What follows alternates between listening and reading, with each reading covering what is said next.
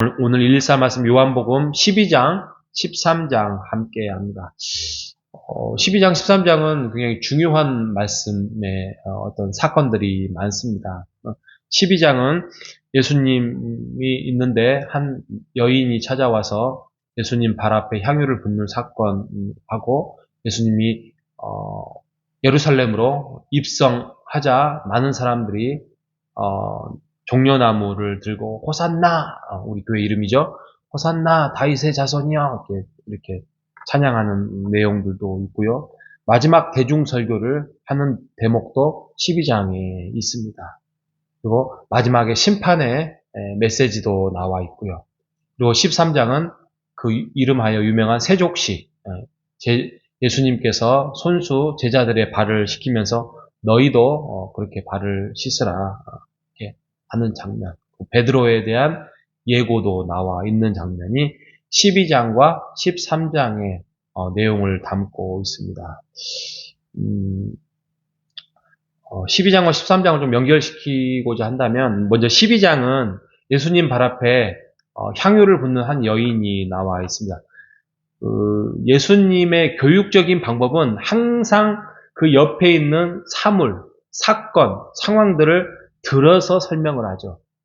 들어서 설명하죠. 그래서 여인이 갑자기 나와서 그 예수님 발 앞에 향유를 부었을 때 예수님이 뭐라 합니까? 이것은 나를 장사하는 것이다. 이렇게 말씀을 합니다. 그런데 이제 그 말씀이 맞죠. 맞는데 왜 갑자기 여인이 향유를 부었느냐? 이게 그러면 어떠한 내용을 담고 있느냐? 이게 먼저 중요하지요. 그 당시에 문화가 그렇습니다.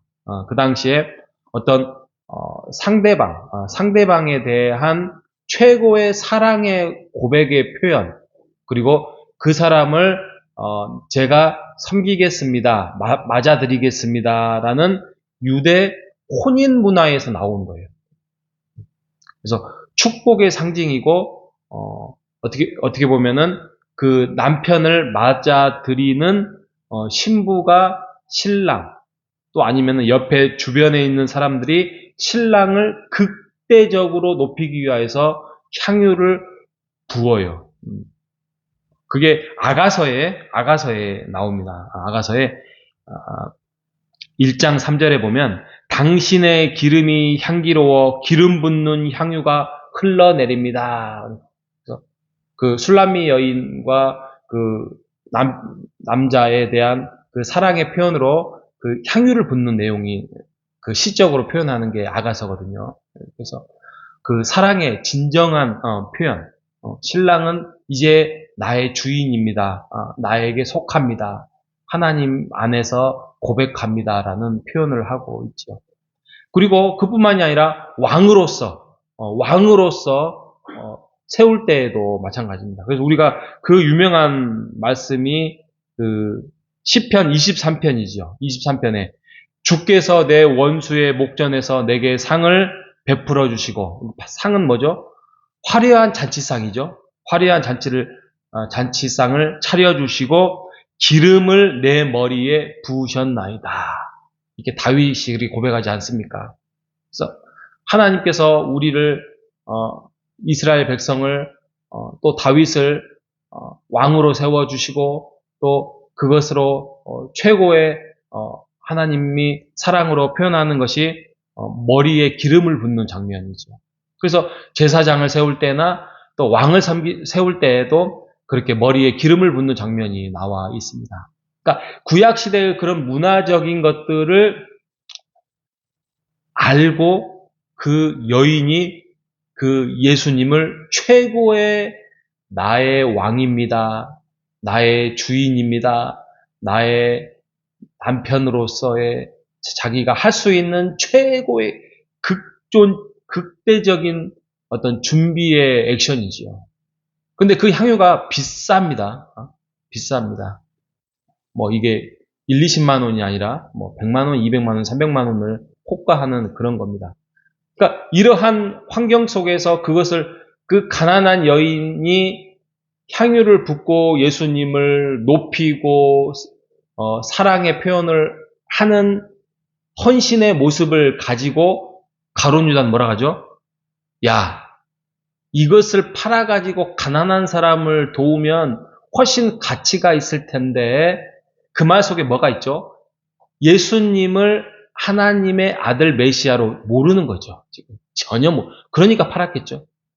그런데 그것을 그 속내에는 뭐가 있냐면 진짜 가난한 사람에 대한 사랑이 있는 것이 아니라 그 속에 가짜가 있는 거죠. 지금 제자예요, 제자. 제자임에도 불구하고 가짜 제자의 모습이 있는 거예요. 그 안에 돈에 대한 욕심, 탐욕 이런 것들을 가지고 있는 완전히 반대잖아요.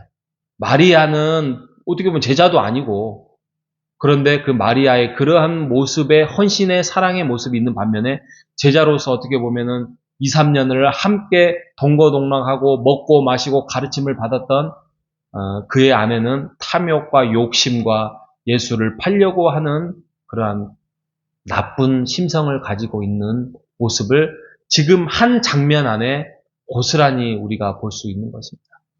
우리도 가룟 유다처럼 신앙생활을 할 수 있어요. 우리도 이 향유를 붓는 마리아처럼 신앙생활을 할 수 있습니다. 우리 내 안에 우리가 하나님을 향한 진정한 하나님이 나의 인생의 주인입니다. 나의 최고의 왕입니다. 최고의 나의 신랑입니다. 라고 고백하고 살아가고 있습니까? 아니면 그냥 이런 가룟 유다처럼 형식적인 제자로 모습으로 살아가고 있지는 않습니까? 우리가 이 부분에 대해서 정신을 팔딱 차려야 되지요. 왜냐하면 우리가 그렇게 하고 싶어서 하는 것이 아니라 우리 안에 예수가 들어가 있지 않고 성령이 자리 차지하지 않고 우리가 그것을 순종하지 아니하면 사단이 역사해요. 그죠? 가룟 유다도 사단이 그 안에 그 마음을 흔들었고 또 그 사단이 들어왔다고 그렇게 표현하잖아요. 우리가 그렇게 넘어가지 않도록 정신을 예수의 향기로 가득 채우는 여러분 되시기를 바랍니다. 여러분, 그게요, 결국에는 예수님을 향한 사랑이에요. 사랑으로 채워야 돼요.